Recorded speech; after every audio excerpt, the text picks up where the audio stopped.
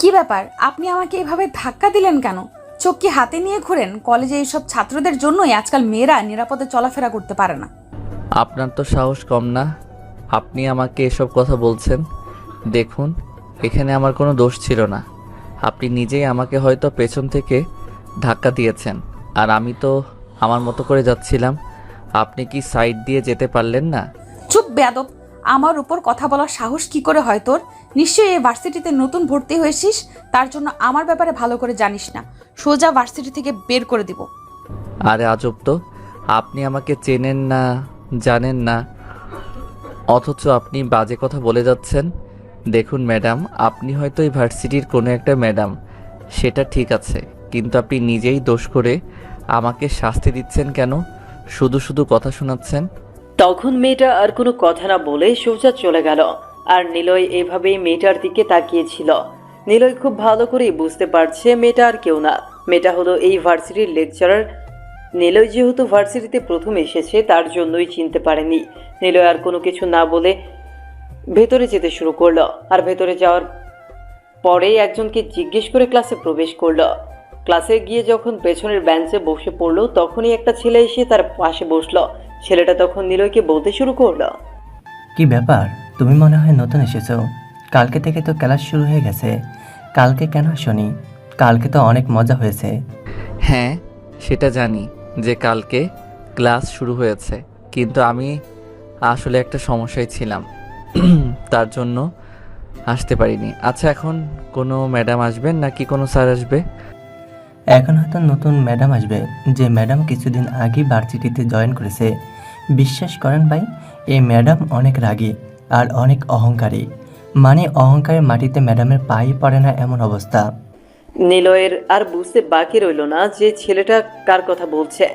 আর নিলয় ওই নতুন ছেলেটার সঙ্গে পরিচয় হয়ে নিল। নতুন ছেলেটার নাম হলো রাশেদ। রাশেদ তারপরে নিলয়ের সঙ্গে গল্প করতে করতে এভাবে বেশ কিছুটা সময় পার করে দিল। কিছুক্ষণ পরে আখি ম্যাডাম ক্লাসে প্রবেশ করলো। আখি ম্যাডাম ক্লাসে প্রবেশ করার পরে আখি ম্যাডাম তখন সবার পরিচয় আবারও জিজ্ঞেস করতে লাগলো, কারণ কালকে ওনার কোনো ক্লাস ছিল না, তার জন্যই সবার পরিচয় জানা হয়নি। আর যখনই নিলয়ের পরিচয় আসলো তখন নিলয় নিজের পরিচয় দেওয়ার পরে আখি ম্যাডাম তাকে বসতে বলল না, দাঁড়িয়ে থাকতে বলল। আর নিলয়ের বুঝতে বাকি রইল না যে তার কপালে দুঃখ রয়েছে। আর এভাবেই কিছুক্ষণ সময় পার হয়ে গেল। আর প্রায় 10 মিনিট পরে নিলয়কে বসতে বলল। নিলয় বসে ইচ্ছে মতো আখিকে গালি দিতে লাগলো মনে মনে। ক্লাসের মধ্যে নিলয়কে বারবার বিভিন্ন রকমের প্রশ্ন করতে শুরু করলো। আর নিলয় বোকার মতো ম্যাডামের দিকে তাকিয়ে রইল, কারণ এই প্রশ্নগুলোর কখনোই উত্তর দিতে পারবে না নিলয়। আর এইভাবে ক্লাসের সময় শেষ হয়ে আসলো। আর ক্লাস শেষ হয়ে যাওয়ার পরে নিলয় ক্লাস থেকে বের হয়ে গেল। আর তখন রাশিদ বলতে লাগলো, ভাই তোর কপাল এতটা খারাপ কি করে হয়? কারণ ম্যাডাম তোকেই সবচেয়ে বেশি প্রশ্ন করলো, তোকেই সবচেয়ে বেশি দাঁড় করিয়ে রাখলো ক্লাসের মধ্যে। তুই কি ম্যাডামের শত্রু নাকি যে ম্যাডাম তোর সঙ্গে এমন করলো? এই ম্যাডাম যার পিছনে একবার পড়ে তার অবস্থা খারাপ হয়ে যায়। সেটা বুঝতে পারছি না, তবে আসার সময় ম্যাডামের সঙ্গে আমার ধাক্কা লেগেছিল। আর ম্যাডামকে আমিও কথা বলেছি, ম্যাডামও আমাকে অনেক বাজে কথা বলেছে। আর তার জন্য হয়তো আমাকে এভাবে ধার করে রেখেছে, আমার উপর প্রতিশোধ নিয়েছে। জানি না প্রতিদিন আমার সঙ্গে এরকম ব্যবহার করবে কি না। যদি প্রতিদিন ব্যবহার এরকম করে তাহলে তো আমার অবস্থা খারাপ হয়ে যাবে। এটা তুই সত্যি কথাই বলেছিস, যদি তোর সঙ্গে প্রতিদিন এরকম করে তাহলে কিন্তু তোর অবস্থা খারাপ হয়ে যাবে। তুই ভার্সিটিতে থাকতে পারবি না এই ম্যাডামের কারণে। সেটা পরেরটা পরে দেখা যাবে, এখন আপাতত এসব বিষয় নিয়ে মাথা না ঘামানো ভালো হবে। তারপর নিলয় রাশেদকে বিদায় দেওয়ার পরে হাঁটতে হাঁটতে বাসায় চলে আসলো।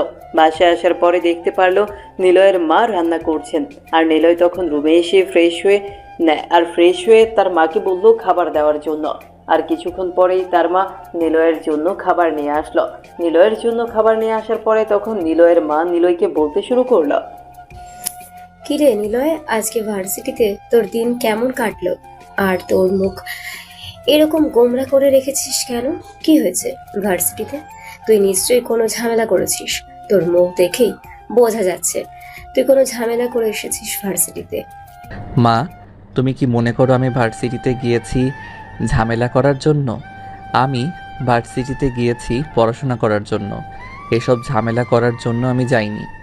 আর ভার্সিটিতে আবার কি হবে, আজকে আমার ভার্সিটির প্রথম দিন, সবাই আমাকে ভালোভাবেই গ্রহণ করেছে। তুমি শুধু শুধু উল্টাপাল্টা টেনশন করছো। আর আমি তো হেঁটে এসেছি, আর তার জন্যই মুখটা এমন দেখাচ্ছে হয়তো, আর অনেক খিদেও পেয়েছে। আমার মন বলছে তুই ভার্সিটিতে কোনো না কোনো ঝামেলা করেছিস, তার জন্যই তোর মুখটা এমন দেখাচ্ছে।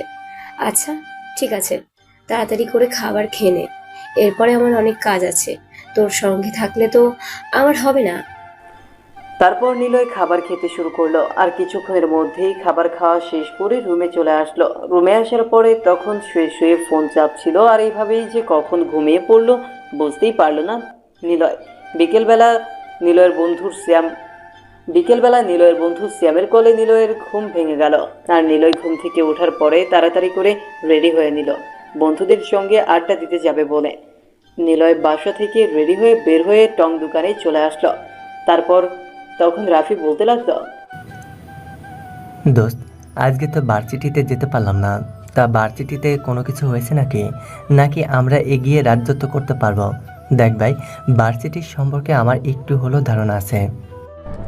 ভার্সিটিতে র্যাগিং বলতে কোনো কিছু নেই এই ভার্সিটিতে, তবে এমন একটা ইনস্টার শিকার হবি প্রথমে, সেটা কখনোই ভুলতে পারবি না। একটা ম্যাডাম আছে, অনেক অহংকারী একটা ম্যাডাম, মানে নতুন জয়েন করেছে, আর এই কারণে সবার অবস্থা খারাপ হয়ে গেছে। আমার অবস্থা টাইট হয়ে গেছে পুরো। কি বলছিস তুই? ঠিক আছে, তাহলে তো ম্যাডামকে দেখতে হয় কালকে। ম্যাডাম নিশ্চয়ই অনেক সুন্দরী, কারণ আমার মনে হয় এই পর্যন্ত যতগুলো মেয়ে দেখেছি, যে মেয়েগুলো অহংকারী তারা নাকি অনেক সুন্দর হয়।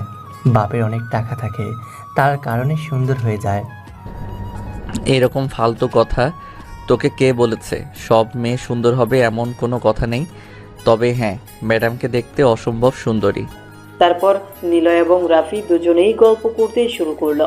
আর এইভাবেই বেশ অনেক সময় পার হয়ে গেল। আর সন্ধ্যার সময় রাফিকে নিয়ে নিলয় যেতে শুরু করলো, উদ্দেশ্য ওই নতুন ম্যাডামের বাসায় যাওয়া। রাফি তখন নিলয়কে বলতে শুরু করলো, যে মেয়েটা তোকে এত অপমান করেছে সবার সামনে, সেই মেয়ের বাসায় যাবি এখন মেয়েটাকে দেখার জন্য। ভাই, তোর কি মাথা ঠিক আছে? যদি ম্যাডাম একবার দেখতে পারে তুই এখানে এসেছিস, তাহলে কিন্তু ভার্সিটিতে তোকে ঝুলাবে। আরে তেমন কোনো কিছু হবে না, তুই আমার উপর বিশ্বাস রাখ। আমি শুধু দু চোখ ভরে দেখব, তারপর চলে আসব। প্লিজ দোস্ত, আর না করিস না। এই কথা বলার পরে নিলয় এবং রাফি দুজনেই চলে আসলো আখির বাসার সামনে। আখির বাসার সামনে আসার পরে ভাবলো কি করে এখন উপরে যাওয়া যাবে। তারপর বিল্ডিং এর পাইপ দিয়ে নিলয় উপরে উঠলো, আর উপরে ওঠার পরে দোতলায় চলে আসলো। দোতলায় বারান্দার মধ্যে আসার পরে চুপচাপ করে বসে আছে। ভেতরে আখি ল্যাপটপে হয়তো কোনো কিছু কাজ করছে। নিলয় তার দিকে অপলক দৃষ্টিতে তাকিয়ে আছে। আর এভাবে যে কতক্ষণ সময় পার হয়ে গেল বুঝতেই পারলো না। আর হঠাৎ করেই নিলয়ের মোবাইলটা বেজে উঠলো। মোবাইল বেজে ওঠার কারণে শব্দটা আখিরও কানে গেল। আর আখি তখন এখানে এসে দেখতে পারলো নিলয় বারান্দায় চুপচাপ করে বসেছিল। আর তখন আখি চিৎকার দিতে শুরু করলো। নিলয় তার মুখ ধরে ফেললো। আর তখন নিলয় বলতে লাগলো, আমি আসলে আপনাকে দেখার জন্য এসেছি, প্লিজ চিৎকার করবেন না। আপনি তো আমাকে চেনেন, যদি না চিনতেন তাহলে না চিৎকার করতেন প্লিজ। নিলয়, তোমার সাহস কি করে হয়? তুমি আমার বাসায় চলে আসছো, তাও আবার এইভাবে আমাকে দেখার জন্য। মানে আমাকে দেখার কি আছে? আমার কি নতুন চেহারা বেরিয়েছে যে দেখতে হবে? আসলে না, তেমন কোনো কিছু না। প্লিজ আপনি আমাকে ভুল বুঝবেন না। আমি এখন চলে যাচ্ছি, আর কখনো আসবো না। নিলয় কথা বলার পরে তখন তাড়াতাড়ি করে নিচে নেমে গেল। আর নিচে নামার পরে তখন রাফি নিলয়কে দেখে দৌড়াতে শুরু করলো। রাফিও বুঝতে পেরেছে সে কি করেছে। নিলয় রাফিকে ধরে ফেললো। আর রাফিকে ধরে ফেলার পরে নিলয় বলতে শুরু করলো, আমি চুপচাপ দেখছিলাম, আর কিন্তু তোর কারণে আমি ধরা পড়ে গেলাম। ভেবেছিলাম চুপচাপ এখান থেকে নেমে চলে আসব, কিন্তু তুই যে কল দিয়েছিলি, তোকে কল দিতে কে বলেছিল? আমি বলেছিলাম কল দেওয়ার জন্য। আমি তো এমনিতে একটু পরে নেমে আসতাম, তোর কল দেওয়ার কি দরকার? আসলে আমার বাড়িতে যাওয়ার খুবই দরকার ছিল, তার জন্য আর কি তোকে কল দিয়েছিলাম। কে জানতো তোর এত শব্দ হবে? আমি কি তোর মতো যে ফোন সাইলেন্ট করে রেখে দিব। যারা আমাকে কল দেয় তারা কাজের কারণে আমাকে কল দেয়, সে কারণে আমি কোনো সাইলেন্ট করি না সব সময়, তুই জানিস। তবু কেন কল দিলে এখন যদি কালকে আমাকে ভার্সিটিতে কিছু একটা করে দেয় তখন আমি কি করব? না কিছু বলতে পারবো না, কিছু বলতে পারবো। এইভাবে দুজনে মিলে কিছুক্ষণ কথা বলার পরে নিলয় বাসায় চলে আসলো। নিলয় বাসায় আসার পরে তার সঙ্গে ঘটে যাওয়া ঘটনাগুলো মনে পড়তে শুরু করলো। আর এভাবে যে কখন ঘুমিয়ে পড়লো সেটা মনে নেই। সকালবেলা নিলয়ের ঘুম ভাঙলো তার মায়ের ডাকে। নিলয় ঘুম থেকে ওঠার পরে তখন তার মাকে বলতে লাগলো, আম্মু, আজকে আমি ভার্সিটিতে যাব না, প্লিজ। তুমি আজকে আমাকে ভার্সিটিতে যাওয়ার জন্য জোর করো না প্লিজ, আর বাবাকেও কোনো কিছু বলো না। তুই এটা আমাকে বলছিস কেন? তোর যদি মন চায় তুই তোর বাবাকে গিয়ে বল। তোর বাবা যদি অনুমতি দেন তাহলে তোর ভার্সিটিতে যাওয়া লাগবে না, কিন্তু আমি তোকে এই অনুমতি দিতে পারবো না, কারণ তোর বাবা আমার উপর রাগারাগি করবে। আমি এগুলো সহ্য করতে পারবো না। তাড়াতাড়ি করে ভার্সিটিতে যা। নিলয় কোনো উপায় না পেয়ে সরাসরি ওয়াশরুমে চলে গেল। আর ওয়াশরুমে আসার পরে তখন তাড়াতাড়ি করে নিলয় ফ্রেশ হয়ে নিল। আর ফ্রেশ হওয়ার পরে তাড়াতাড়ি করে রেডি হয়ে সে খাবার টেবিলে চলে আসলো। খাবার টেবিলে আসার পরে সে চুপচাপ করে খাবার খেতে শুরু করলো। আর তখন তার বাবা তাকে বলতে শুরু করলো, কিরে, তুই নাকি আজকে ভার্সিটিতে যেতে চাচ্ছিস না? কি হয়েছে? ভার্সিটিতে নিশ্চয়ই কোনো ঝামেলা করছিস, তার জন্য ভয়ে ভার্সিটিতে যেতে চাচ্ছিস না। আমি কিন্তু ভার্সিটির স্যারকে কল দিব তুই ভার্সিটিতে গিয়েছিস কিনা। বাবা, তুমি এসব কি বলছো? আমি তো রেগুলার ভার্সিটিতে যাওয়ার চিন্তা ভাবনা করছি, আর এমনিতেই আজকে শরীরটা ভালো ছিল না, তাই মাকে বলেছিলাম ভার্সিটিতে যাব না, কিন্তু এখন শরীর ভালো হয়ে গেছে। চিন্তা করো না, আমি ভার্সিটিতে যাব। তুমি পারলে স্যারকে কল দিয়ে জিজ্ঞেস করো আমি ভার্সিটিতে গিয়েছি কিনা। নিলয় এই কথা বলার পরে তাড়াতাড়ি করে খাবার খেয়ে তার মায়ের কাছ থেকে টাকা নিয়ে চলে আসলো ভার্সিটিতে। নিলয় ভার্সিটিতে আসার পরে দেখতে পারলো রাফি আগে থেকেই বসে আছে। নিলয় এসে সিয়ামের পাশে বসলো। আর সিয়ামের পাশে বসার পরে রাফি তখন নিলয়কে বলতে শুরু করলো, দোস্ত, আমার তো মনে হয়েছে ম্যাডাম তোকে কোনো না কোনোভাবে তার শাস্তি দেবে, কারণ তোর ওপর ম্যাডাম অনেক রেগে আছে। দেখছিস ম্যাডাম কিভাবে আসছে তোর দিকে, মনে হয় তোর দিকেই কোনো কথা বলবে মনে হয়।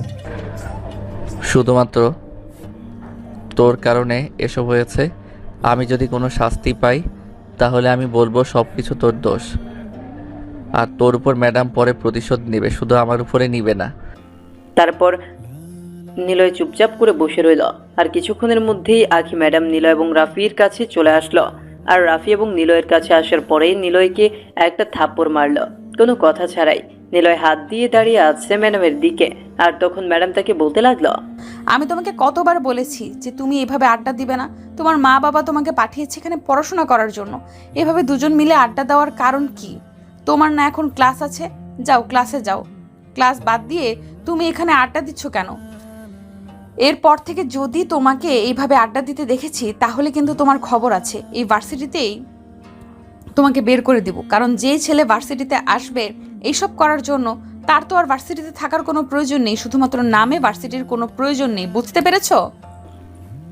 নিলয় তাড়াতাড়ি করে ওয়াশরুমে চলে আসলো। রিপিট, নিলয় তাড়াতাড়ি করে ক্লাসরুমে চলে আসলো। আর ক্লাসরুমে আসার পরে পেছনের বেঞ্চে বসে পড়লো যথারীতি। আর কিছুক্ষণের মধ্যেই ম্যাডাম ক্লাসে প্রবেশ করলো। ম্যাডাম ক্লাসে প্রবেশ করার পরে তখন নিলয়কে অনেক ধরনের প্রশ্ন করতে লাগলো। আর নিলয় কোনো প্রশ্নের উত্তর না পারায় তখন আর উপায় ছিল না, নিলয় দাঁড়িয়ে রইল। নিলয় দাঁড়িয়ে দাঁড়িয়ে মনে মনে ম্যাডামকে গালি দিচ্ছে, কারণ নিলয় খুব ভালো করেই জানে ম্যাডাম ইচ্ছে করেই তাকে এইসব কথা বলছে আর এইসব প্রশ্ন ধরছে যেন নিলয়কে দাঁড়িয়ে রাখতে পারে। এদিকে আকি তখন মনে মনে নিলয়ের ব্যাপারে বলতে লাগলো, নিলয়, তুমি যাই কিছু করো না কেন, তোমার তো খবর আছে, তোমার তো আমি শিক্ষা দিয়ে তারপরে ছাড়বো। তুমি জীবনে আমার নাম কখনো ভুলতে পারবে না। নিলয় মনোযোগ দিয়ে ক্লাস করতে শুরু করলো। আর এইভাবেই বেশ অনেকটা সময় পার হয়ে গেল। নিলয় তার বন্ধু বান্ধবীর সাথে আড্ডা দিতে দিতে সময়টা পার করে দিল। সন্ধ্যার সময় নিলয় বন্ধু বান্ধবীর সাথে আড্ডা দিয়ে যখনই বাসায় যেতে যাবে হঠাৎ করেই নিরিবিলি রাস্তার মধ্যে একটা শব্দ শুনতে পারে। নিলয় তাড়াতাড়ি করে সেই দিকে যেতে শুরু করলো। রাত তখন 8টা বাজে, বেশি রাত হয়নি। এতক্ষণ নিলয় তার বন্ধু বান্ধবীর সাথে আড্ডা দিয়েছিল, তার জন্যই রাত হয়ে গেছে। বাসা থেকে তাকে অনেক কল করা হয়েছিল, কিন্তু নিলয় কোনো কিছুই করেনি, ফোনটা পর্যন্ত ধরেনি। নিলয় একটা মেয়ের চিৎকার শুনতে পেরে ওদিকে যেতে শুরু করলো, আর ওদিকে যাওয়ার পরে দেখতে পারলো কয়েকটা ছেলে একটা মেয়েকে তুলে নিয়ে যাচ্ছে, মূলত টেনে হিঁচড়ে নিয়ে যাচ্ছে। নিলয় ভালো করে মেয়েটার দিকে তাকিয়ে দেখতে পারলো মেয়েটা আর কেউ নয়, মেয়েটা হলো তার ভার্সিটির ম্যাডাম আঁখি। নিলয় তাড়াতাড়ি করে একটা লাঠি নিয়ে ওদেরকে মারতে শুরু করলো, আর ওরা নিলয়ের সঙ্গে পারলো না। ওরা নিলয়ের মায়ের খেয়ে তখন নিলয়কে বলতে লাগলো, আজকে তুই আমাদেরকে মেরেছিস, তুই দেখতে পারবি পরবর্তী সময়ে তোর কি অবস্থা করি আমরা, সেটা শুধুমাত্র অপেক্ষা করে থাক। মন চাই সেটা করিস, আপাতত ওনার কাছে ক্ষমা চা, না হলে কিন্তু একটাও বেঁচে ফিরতে পারবি না। ম্যাডাম, আপনি আমাদেরকে ক্ষমা করে দিন। আসলে আপনাকে আমরা চিনতে পারিনি যে আপনি এই ভার্সিটির ম্যাডাম। ম্যাম, আর কখনই আমরা এরকম করব না। আমরা ভুল করে ফেলেছি, আমাদেরকে ক্ষমা করে দিন ম্যাডাম, না হলে ও আমাদেরকে মেরে ফেলবে। ঠিক আছে, তোমরা এখন যেখান থেকে যাও, আর কোনো মেয়ের সঙ্গে এরকম কিছু করো না প্লিজ, কারণ ওরাও কারো না কারো বোন। এই কথা বলার পরে তখন ছেলেগুলো দৌড়ে চলে গেল। আর ছেলেগুলো দৌড়ে চলে যাওয়ার পরে এদিকে আঁখি তখন নিলয়ের দিকে এগিয়ে আসলো। নিলয়ের দিকে এগিয়ে আসার সাথে সাথে নিলয় তখন পেছন ফিরে তার বাসার দিকে হাঁটতে শুরু করলো। আর তখন আঁখি দৌড়ে এসে নিলয়ের সামনে দাঁড়ায়। নিলয়ের সামনে দাঁড়ানোর পরে তখন নিলয়কে আঁখি বলতে লাগলো, প্লিজ নিলয়, তুমি আমার কথাটা একটু শোনো। আসলে আমি রাত করে টিউশন করে বাড়ি ফিরছিলাম, আর তার জন্যই ওরা এরকম সুযোগ না পেয়ে গেছিল। আজকে টিউশন করাতে অনেক লেট হয়ে গেছে। আসলে আমি নিজেই গিয়েছিলাম টিউশনি করাতে, একটু দেরি করে বাসায় একটু কাজ ছিল তার জন্য। আরে না, আমি আপনার উপর কোনো রাগ করিনি। আপনি এখন বাসায় চলে যান, ওই ছেলেগুলো আবারও আসতে পারে। যদি কিছু মনে না করো তাহলে তুমি আমাকে এগিয়ে দিয়ে আসবে বাসা পর্যন্ত প্লিজ, আমার অনেক বেশি ভয় করছে। ঠিক আছে, চলো না, আমি আপনাকে আপনার বাসা পর্যন্ত এগিয়ে দিয়ে আসছি। আর কখনো এভাবে লেট করে বাসায় যাবেন না, তাহলে সমস্যা হতে পারে। নিলয় তখন আঁখিকে এগিয়ে দিয়ে আসতে শুরু করলো। আর নিলয় আগে আগে হেঁটে যাচ্ছে, আর আঁখি কিছুক্ষণ পিছে পিছে যেতে শুরু করলো। আঁখি নিলয়ের সঙ্গে কথা বলার চেষ্টা করছে, কিন্তু কোনোভাবেই নিলয়ের সঙ্গে কথা বলতে পারছে না। আর নিলয় কিছুক্ষণের মধ্যেই আঁখির বাসার সামনে চলে আসলো। আঁখি তখন ভেতরে চলে গেল। আর আঁখি ভেতরে চলে যাওয়ার পরে নিলয় যখন নিশ্চিন্তে এসে চলে আসলো, নিলয় কেন যেন আঁখির উপর অভিমান করে আছে, কিন্তু সেটার কারণ খুঁজে পাচ্ছে না। হয়তো আঁখি যেটা করেছে সেটাই হয়তো নিলয়ের মনে বাসা বেঁধে রেখেছে। নিলয় বাসায় এসে খাবার খেয়ে ঘুমিয়ে পড়ল। পরদিন সকালবেলা ঘুম থেকে ওঠার পরে যথারীতি ভার্সিটিতে চলে আসলো। নিলয় ভার্সিটিতে চলে আসার পরে তখন রাফি তাকে বলতে শুরু করলো, দোস্ত, আজকে এত লেট করে আসলি কেন? আজকে তো মনে হয় প্রিন্সিপাল স্যার আমাদের সঙ্গে কথা বলবে। আমাদের ফার্স্ট ইয়ারে যারা আছে সবাইকে মনে হয় সফরে নিয়ে যাবে, আর এই ব্যাপারেই হয়তো কথা বলবে। যাক, ভালোই হলো। এতদিন ধরে আমি এটার জন্য অপেক্ষা করছিলাম। ভেবেছিলাম কখন যে ভার্সিটি থেকে ঘুরতে নিয়ে যাবে, আর কখন আমি আলাদাভাবে আঁকির সঙ্গে সময় কাটাতে পারবো। সত্যি বলতে আমি আঁকিকে অনেক ভালোবেসে ফেলেছি। আসলে কপালে যেটা আছে সেটাই হবে, তুই চিন্তা করিস না। শুধু শুধু এত টেনশন করে লাভ নেই, কপালে যা আছে তাই হবে। তুই হাল ছাড়বি না একদম। আমার মনে হয় একদিন না একদিন আঁকি তোর কাছে ফিরে আসবে। নিলয় রাফিকে নিয়ে ক্লাসে চলে আসলো। আর ক্লাসে আসার পরে এসে মনোযোগ দিয়ে ক্লাস করছিল। মূলত নিলয় আঁখির দিকে তাকিয়েছিল। আঁখি বিষয়টা খুব ভালো করে লক্ষ্য করছে। আঁখিরও কেন জানি এটা নিয়ে অনেক বিরক্ত লাগছে। আর কিছুক্ষণ পরেই প্রিন্সিপাল ক্লাসে প্রবেশ করলো। প্রিন্সিপাল স্যার ক্লাসে প্রবেশ করার পরে তখন প্রিন্সিপাল স্যার সবার উদ্দেশ্য করে বলতে শুরু করলো, আশা করি তোমরা খুবই ভালো আছো। আর আমি জানি যে তোমরা এতদিন ধরে একটা আশা নিয়ে বসেছিলে, সেটা হলো তোমরা কবে শিক্ষা সফরে যাবে। তোমাদের আশা করে আর থাকতে হবে না। আমরা সিদ্ধান্ত নিয়েছি যে তোমরা 13 তারিখ মানে পরশু দিন তোমরা বান্দরবান যাচ্ছ। মূলত তোমাদের আবেদনের উপর ভিত্তি করে আমরা বান্দরবান যাওয়ার সিদ্ধান্ত নিয়েছি। আশা করি তোমাদের খুব ভালো লাগবে। আর এন্ট্রি ফি সকলেই অফিস থেকে দিয়ে যেও কালকে, এবং আজকের মধ্যে পরিশোধ করা লাগবে। এই কথা বলার পরে স্যার চলে গেল। প্রিন্সিপাল স্যার চলে যাওয়ার পরে তখন সবাই মিলে কিছুটা আলোচনা করতে শুরু করলো। মানে অনেক শব্দ হতে লাগলো। আর তখন আঁখি একটা চিৎকার দিল, আর সকলেই ঠান্ডা হয়ে গেল। একদম নিরিবিলি হয়ে গেল। আর এটা দেখে নিলয় অনেকটা ভয় পেয়ে গেল, কারণ নিলয় কখনো আখির এমন রূপ দেখেনি। তাছাড়া এমন করে চিৎকার দেওয়াটা নিলয়ের কাছে বেশ কিছুটা ভয় লেগেছে, কারণ একটা মেয়েকে এত নরম অবস্থায় দেখে তার কখনো এটা মনে হয়নি আখিও এরকম করতে পারে। তারপর এইভাবেই ক্লাসের সময় পার হয়ে গেল। আর ক্লাস শেষ করার পরেই নিলয়ের কাছে টাকা ছিল, আর সে কারণে নিলয় আগেই টাকা জমা দিয়ে দিয়েছে। নিলয় এবং সিয়ামেরটা আর টাকা দেওয়া শেষ করে রিসিভ নিয়ে চলে আসলো। নিলয় বাসায় আসার পরে তার মাকে বলতে লাগলো, আমি জানি না আমার এই ভালোবাসা কখনো মেনে নেবে কিনা, তবে আমি আখিকে সত্যি মন থেকে ভালোবেসেছি। পরশুদিন আমাদের ভার্সিটি থেকে আমাদেরকে বান্দরবান নিয়ে যাবে। ওখানে আমরা 3 দিন থাকবো, যাওয়া আসা 2 দিন, আরও 3 দিন থাকবো। বুঝতে পারছো? মানে এতদিন ধরে যেটার অপেক্ষায় ছিলাম আর কি। তোমরা তো আমাকে কোথাও ঘুরতে দিতে চাও না, তার জন্যই আমি নিজেই টাকা জমা দিয়ে এসেছি। আজকে এখন আর নাও করতে পারবে না। আমরা যাই কিছুই করি না কেন তোর ভালোর জন্যই করি, তোর খারাপের জন্য আমরা তো আমরা যা কিছুই করি না কেন তোর ভালোর জন্যই করি। তোর খারাপের জন্য আমরা তো কোনোদিন কোনো কিছু করিও না, সবসময় আমাদেরকে ভুল বুঝিস তুই। এই কথা বলার পরে নিলয় ভেতরে চলে আসলো। নিলয় ভেতরে আসার পরে নিলয় ফ্রেশ হয়ে খাবার খেয়ে নিল। আর এইভাবে এই সময়টা পার হয়ে গেল। সন্ধ্যার সময় রেডি হয়ে চলে আসলো রিক্সা নিয়ে ভার্সিটির সামনে। ভার্সিটির সামনে চলে আসার পরে দেখতে পারলো রাফি আগে থেকেই চলে এসেছে। মোটামুটি অনেকক্ষণ ধরেই অপেক্ষা করছে রাফি। আর তখন রাফি রাগী কণ্ঠে নিলয়কে বলতে শুরু করলো, শালা, আমি তোর জন্য কতক্ষণ ধরে অপেক্ষা করছি, আর তোর এতক্ষণ আসার সময় হলো। আর একটু হলেই তো বাস ছেড়ে দিত। স্যার বলেছে যারা দেরি করবে তাদের জন্য বাস অপেক্ষা করবে না। আরে কোনো সমস্যা নেই, তুই শুধু শুধু টেনশন করছিস। বাস তো আমার বাড়ির সামনে দিয়েই যাবে। ভেবেছিলাম বাড়ির সামনে থেকে উঠে পড়ব, কিন্তু পরে ভাবলাম স্যার আবার রাগারাগি করবে, তার জন্য চলে আসলাম। তুই ভিতরে গিয়ে বস, আমার জন্য সিট নিয়ে আমি পানির বোতল নিয়ে আসি, পরে আবার পানি পাওয়া যাবে না। নিলয় বাসে উঠে পড়লো। নিলয় বাসে উঠে পড়ার পরে দেখতে পারলো আখি পাশে কেউ বসেনি। আখি জানলার এক পাশে বসে রয়েছে, আর নিলয় গিয়ে তার পাশে বসে পড়লো। আর আখি অবাক হয়ে গেল। আর অবাক হয়ে তখন নিলয়কে জিজ্ঞেস করতে শুরু করলো, নিলয়, কি ব্যাপার? তুমি এখানে বসে আছো কেন? তুমি তোমার বন্ধু বান্ধবের সঙ্গে বসো, আর তুমি ম্যাডামের সঙ্গে বসার সাহস কোথা থেকে পাও? কিন্তু ম্যাডাম, আপনার সঙ্গে বসা ছাড়া তো কোনো উপায় নেই, কারণ এখানে সব সিট ফিল আপ হয়ে গেছে, শুধুমাত্র আপনার সিট খালি রয়েছে। আর আমার বন্ধু রাফি, সে কোথায় যাবে এটাই তো চিন্তা করছি। দেখেন ম্যাডাম, কোনো সিট ফাঁকা নেই, তো এখানে আমি কি করব? আখি তখন চারদিকে তাকিয়ে দেখতে পারলো আসলে এই সব সিট ফিল আপ হয়ে গেছে।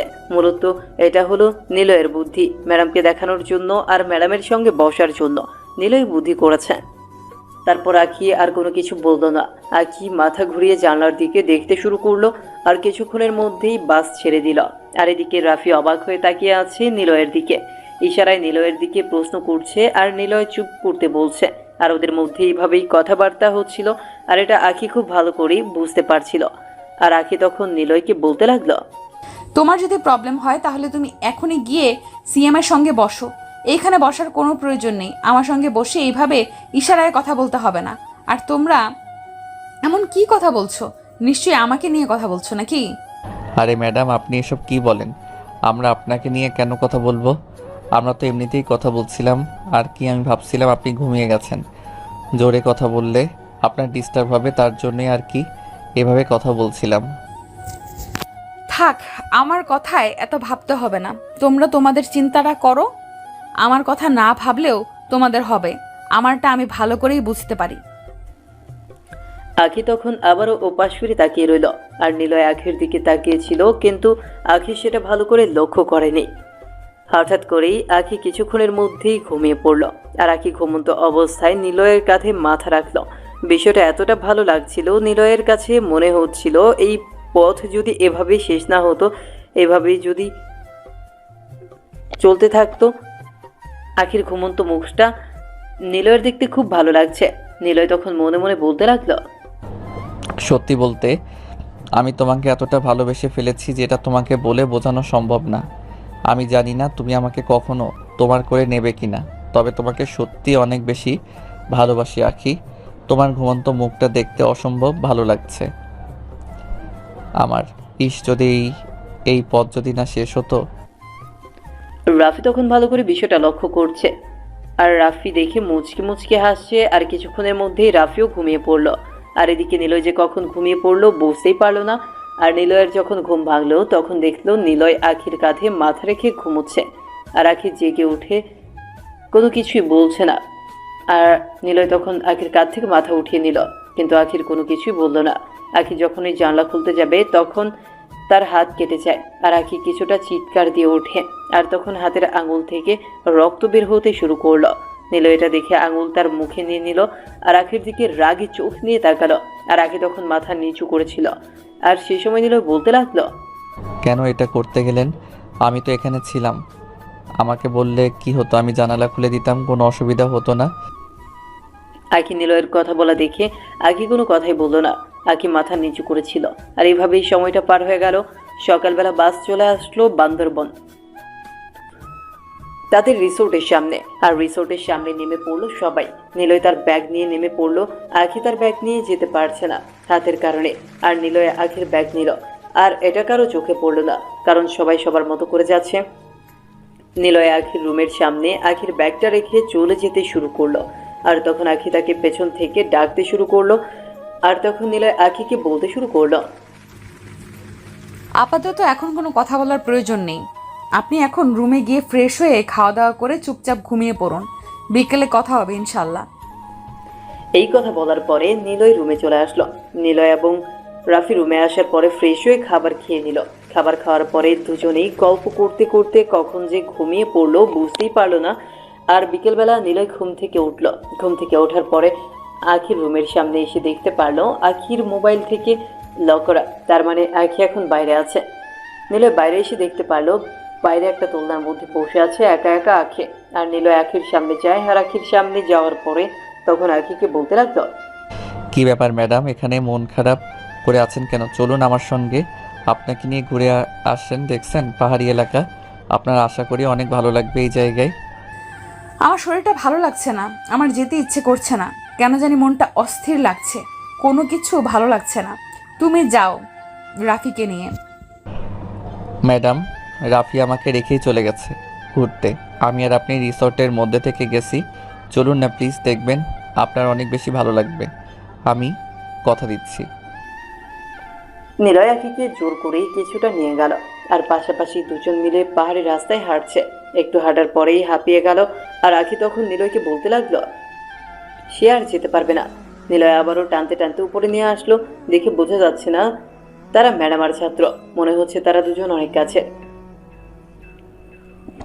নিলয় আর আখি দুজনেই পাহাড়ের উপরে উঠলো। আর পাহাড়ের উপরে ওঠার পরে নিচে তাকিয়ে বলতে লাগলো, আমি কখনো ভেবে দেখিনি যে এতটা ভালো লাগবে এইখানে। সত্যি বলতে আমার অনেক ভালো লাগছে। বিশ্বাসই করতে পারছি না যে আমি মাটি থেকে এতটা উপরে রয়েছি। এভাবেই দুজন মিলে অনেক গল্প করতে শুরু করলো। আর গল্প করতে করতে বেশ অনেকটা সময় পার করে দিল। আর তখন তৃষা হঠাৎ করেই নিলয়কে একটা কথা বললো, যেটা শুনে নিলয় চুপ হয়ে যায়। আর কি বলতে লাগলো, নিলয়, আমি তোমার সঙ্গে সরাসরি একটা কথা বলতে চাই। দেখো, সত্যি বলতে তোমার আমার মেলামেশাটা অনেকের চোখেই পড়ছে। বিষয়টা হয়তো কেউ পজিটিভলি নিচ্ছে না। আমি চাই না যে এইভাবে মানুষের চোখে খারাপ হতে। দেখো, আমি তোমার ম্যাডাম আর তুমি আমার ছাত্র। আমাদের সম্পর্কটা এখানে থাকাটাই অনেক বেশি ভালো। তার থেকে ভালো আমি তোমার থেকে অনেক সিনিয়র। তুমি আমার না হলেও 3 বছরের জুনিয়র হবে। সিনিয়র জুনিয়রের সম্পর্কটা কখনোই এই সমাজ ভালোভাবে মেনে নেবে না। তারপর আবার আমি তোমার ভার্সিটির ম্যাডাম, এটা কলেজে তোমাকে অন্যরকম হয়ে থাকবে। তার চেয়ে ভালো তুমি তোমার রাস্তায়, আমি আমার রাস্তায়। এখনো সময় আছে আমাদের হাতে। ম্যাডাম, আপনি সব পাগলের মতো কি কথা বলছেন আমি তো বুঝতে পারছি না। এখন ম্যাম কে কি ভাবলো না ভাবলো এটা নিয়ে দেখার আমাদের কোনো কিছু নেই। আজকে আপনি অসুস্থ হলে সমাজের মানুষ আপনাকে সেবা করবে না, সেবা করবে কিন্তু আপনার কাছের মানুষ। হ্যাঁ, এটা ঠিক যে সমাজ এই কথাগুলো বলবে, কিন্তু দেখো আমরা যে সমাজে বাস করি, এই সমাজে এই কিছু রীতিনীতি আছে। এগুলো হয়তো কুসংস্কার, কিন্তু তবুও আমাদের মেনে চলতে হয় মান সম্মানের ভয়ে। আমি চাই না যে আমাদের সম্পর্কটা আর এই একটু গভীর হোক। তার চেয়ে ভালো দুজন দুই দিকে চলে যাই, এইটা আমাদের জন্য ভালো হবে। আর তুমি কেন আমাকে নিয়ে পড়ে আছো? আমার থেকে অনেক ভালো, অনেক সুন্দরী মেয়ে তুমি তোমার লাইফে ডিজার্ভ করো। আমি সেটা ভালো করে জানি যে আমি আমার লাইফের চেয়ে ভালো মেয়ে পাবো, কিন্তু বিশ্বাস করেন আমার অন্য কোনো মেয়েকে প্রয়োজন নেই। আমি যেদিন আপনাকে প্রথম দেখেছিলাম সেদিন আপনার মায়াবী চেহারার প্রেমে পড়ে গিয়েছি। সত্যি বলতে আপনার সরলতা, আপনার সব কিছু দেখে আমি আপনার উপর ফিদা। সত্যি বলতে আমি আপনাকে অনেক বেশি ভালোবাসি। প্লিজ আমাকে এভাবে ফিরিয়ে দিবেন না, আমি সব কিছু মেনে নিতে রাজি আছি। দেখো নিলয়, তুমি আমার ব্যাপারে সব কিছু জানো না। তুমি শুধু জানো যে আমি আমার মাকে নিয়ে থাকি ফ্ল্যাটে, এইটুকু পর্যন্তই জানো। এর চেয়ে বেশি কিছু তুমি আমার সম্পর্কে জানো না। দেখো, আমার জীবনে অনেক একটা কালো অতীত আছে, যে কালো অতীত আমাকে প্রতিনিয়ত কষ্ট দেয়, আমাকে ভালো থাকতে দেয় না। তুমিও আমাকে বিয়ে করে ভালো থাকতে পারবে না। তাতে তো তুমি সমাজে সবার কাছে কথা শুনবেই। তার উপর আবার আমার এই অবস্থা জানলে তুমি কখনোই আমাকে বিয়ে করতে চাইবে না। কারণ আমাকে অনেকেই বিয়ের প্রস্তাব পাঠিয়েছে। আমি যখনই সত্যি কথাটা বলে দিয়েছি তখনই ওরা বিয়ে করবে তো দূর, ওরা উল্টো আরো দৌড়ে পালিয়ে গেছে। দেখুন, আপনার জীবনে এমন কিছু ঘটনা সেটা আমি জানি না, সেটা না হয় ঠিক আছে, কিন্তু আমার সেগুলো জানার কোনো প্রয়োজন নেই। আমি এখন আপনাকে যেমন দেখছি ঠিক তেমন সারা জীবন থাকলেই হবে, আমার এত কিছু জানার কোনো প্রয়োজন নেই। এটা তোমার আবেগ, আমি তোমাকে অনেক দিন ধরেই বলবো, গল্প করে ভাবছিলাম, কিন্তু কখনো সুযোগ হয়ে উঠছিল না। আর এখন সুযোগ হলো, তাই এখন তোমাকে সরাসরি বলে দিলাম। যা কিছু হয়ে যাক না কেন, আমি আপনাকে কখনো ভুলে থাকতে পারবো না। আমি আপনাকে ভীষণ ভীষণ বেশি ভালোবাসি। প্রতিটা রাতে আপনাকে নিয়ে একটু একটু করে স্বপ্ন বুনেছি, এগুলো এত তাড়াতাড়ি শেষ হতে দিতে পারি না, সারা জীবনের জন্য রেখে দিতে চাই। নিলয়, আমি জানি যে এটা তোমার ভালোবাসা নয়, এটা শুধুমাত্র একটা মোহ। আর মোহটা যখন কেটে যাবে তুমি তোমার বাস্তবতাটা বুঝতে পারবে। যখন দেখবে তুমি আমাকে তোমার জীবন সঙ্গিনী করে অনেক ভুল করেছো, তখন তুমি আমাকে ছেড়ে দিবে। এটা হয় নিলয়। ঠিক আছে, বলুন আপনার কি এমন কাহিনী যেটার জন্য আপনি আমাকে দূরে সরিয়ে দিচ্ছেন? আমি জানি আপনি আমাকে ভালোবাসেন, কিন্তু আপনি কি কারণে আমাকে মেনে নিতে পারছেন না সেটা আমাকে বলুন। এখন বলতে পারবো না, এখন অনেক সময় হয়ে গেছে। সবাই হয়তো রিসোর্টের মধ্যে ফিরতে শুরু করেছে। চলো, রাতে বলবো খাওয়া শেষে। এই কথা বলার পরে দুজন মিলে চলে আসলো রিসোর্টে। রাতের খাওয়া দাওয়া শেষ করে নিলয় ভাবছিল কখন আখি তাকে বের হতে বলবে আর কখন আখির মুখ থেকে কথাগুলো শুনবে। নিলয় কেন জানি ধৈর্য ধরতে পারছিল না, আর এইভাবে বেশ কিছুটা সময় পার হয়ে গেল। আর আখি নিলয়কে মেসেজ করলো বের হওয়ার জন্য, আর নিলয় বের হয়ে দোলনার কাছে আসলো। আর দোলনার কাছে আসার পরে দেখতে পারলো দোলনায় আখি বসে আছে, খুবই বিষণ্ণ দেখাচ্ছে তাকে। আর তখন আখি তাকে বসতে বলল, আখির পাশে নিলয় বসে পড়লো। আর তখন আখি বলতে শুরু করলো, নিলয়, আসলে আমার খুব বড়লোক ঘরে আমার বাবা মা বিয়ে দিয়েছিল। আর বিয়ের পর তিনি হঠাৎ করে আমার বাবা স্ট্রোক করে মারা যায়। আর যার সঙ্গে আমার বিয়ে হয়েছিল সেই মানুষটা ছিল জঘন্য টাইপের। বিয়ের দিন রাতেই, মানে প্রথম রাতেই আমি বুঝতে পেরেছিলাম যে মানুষটা অন্যরকম নেশা করে এসেছিল। তারপর আবার আমাকে নাকি যৌন চাহিদা মেটাবার জন্য বিয়ে করেছেন। আর বিয়ের পরদিন বাসায় অনেকগুলো মেয়ে নিয়ে আসে ফুর্তি করে আমার চোখের সামনে। আমি কোনো কিছু বলতে গেলে আমার উপর অত্যাচার শুরু করে দেয়। আর এইসব কিছু সহ্য করতে না পেরে আমি নিজেই তাকে ডিভোর্স দিই। কিন্তু ডিভোর্স দেওয়ার পরেও আমার কিছু ছাড়েনি। সে বিয়ের 7 দিনের মাথায় আমি তাকে ডিভোর্স দিই। আর ডিভোর্স হয়ে যাওয়ার পরে আমার উপর অনেকবার অ্যাটাক করা হয়েছে, কিন্তু শেষ পর্যন্ত আমি সেই শহর ছেড়ে এখানে চলে আসি। আর এইখানে ভালো থাকতে গিয়ে পড়ে যাই আর্থিক সংকটে। তার জন্য ভার্সিটিতে টিচার হিসেবে জয়েন করলাম। বিশ্বাস করবে কিনা জানি না, এটার জন্য অনেকেই অনেক কথা বলেছে আমাকে। আমি নাকি ইচ্ছে করেই সেখান থেকে চলে এসেছি টাকা পয়সা নিয়ে। এমনকি আমার ব্যাপারে যে মামলাও করেছিল, আর মামলার মধ্যে লিখেছিল আমি নাকি তার অনেক টাকা পয়সা নিয়ে চলে এসেছি। আর এখন পর্যন্ত সেই মামলার আসামি হচ্ছে আমি। প্রতি মাসে থানায় গিয়ে হাজিরা দিতে হয়। ঘরে আমার মা অসুস্থ, তার দিকে টেনশন। আর আমার পুরো জীবনটা তছনছ করে দিয়েছে মানুষটা। দেখো, এই সবের মধ্যে আমি তোমাকে কি করে সবকিছু মেনে নিব, কি করে বিয়ে করব? তুমি কি পারবে সবকিছু মেনে নিয়ে আমাকে সুন্দর একটা জীবন দান করতে? সত্যি বলতে আমিও তোমাকে অনেক ভালোবেসে ফেলেছি। তোমার সরলতা, তোমার দুষ্টুমি, তোমার ভালোবাসার প্রকাশ সবকিছু মিলিয়ে আমি তোমাকেও ভালোবাসি। এই কথাগুলো শোনার পরে নিলয় আর ঠিক থাকতে পারল না। নিলয় এসে আখির হাত শক্ত করে ধরে ফেলল। আর আখির হাত শক্ত করে ধরার পরে আখি তখন কোনো কিছু না বলে কান্না করতে করতে নিলয়ের বুকে মাথা রাখলো আর নিলয়কে জড়িয়ে ধরে কান্না করতে শুরু করলো। আর এইভাবে কতক্ষণ সময় পার হয়ে গেল বুঝতেই পারলো না। আর অনেকক্ষণ পরে নিলয় ছেড়ে দেওয়ার পরে তখন নিলয় আখিকে বলতে লাগলো, আখি, আমি জানি না আমি তোমার জন্য কি করতে পারবো, তবে আমি তোমাকে একটা কথা বলতে পারি। সেটা হলো, আমি তোমাকে সারা জীবন আমার বুকের মাঝে রাখবো, কখনোই তোমাকে দূরে সরে যেতে দেব না। সত্যি বলতে আমি তোমাকে অনেক অনেক বেশি ভালোবাসি। তোমার জন্য আমি সব কিছুই করতে পারি। সব কিছু মানে সব কিছু।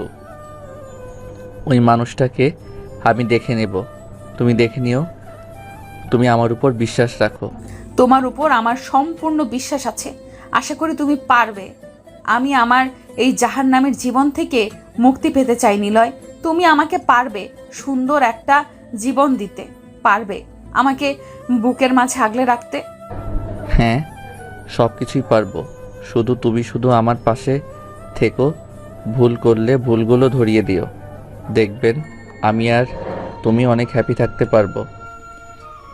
এভাবে দুজনে মিলে কথা বলতে শুরু করলো। আর এভাবেই বেশ অনেকটা সময় পার হয়ে যায়। নিলয় রুমে পাঠিয়ে দিল। আর রুমে পাঠিয়ে দেওয়ার পরে সেও রুমে চলে আসলো আর এসে ঘুমিয়ে পড়লো। আর এভাবেই পার হয়ে গেল 3টা দিন। এই কয়েকদিন নিলয় আখিকে নিয়ে অনেক জায়গায় ঘুরেছে। নিলয় যতক্ষণ আখির পাশে থাকে ততক্ষণ আখিরও একটু মন খারাপ লাগে না। সব সময় মনে হয় তার আর কোনো কিছুর প্রয়োজন নেই, তার নিলয় হলেই চলবে। এদিকে নিলয় তখন আখির সে মানুষটার ব্যাপারে জানতে শুরু করলো। আর 3 দিন থাকার পরে বান্দরবন থেকে সোজা ঢাকায় আসা হলো।